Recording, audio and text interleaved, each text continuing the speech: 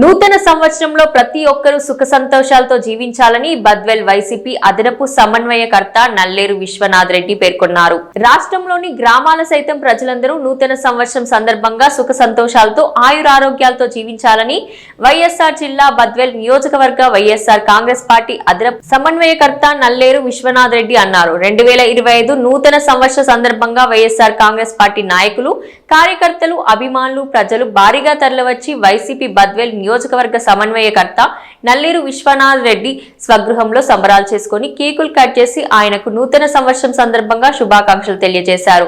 ఈ సందర్భంగా వైసీపీ బద్వేల్ నియోజకవర్గ సమన్వయకర్త నల్లేరు విశ్వనాథ్ రెడ్డి మాట్లాడుతూ ప్రతి ఒక్కరూ కుటుంబంలో ప్రతి ఒక్కరికి 2020 సంవత్సరంలో దైవానుగ్రహం సంపూర్ణంగా లభించాలని అభిలాషించారు.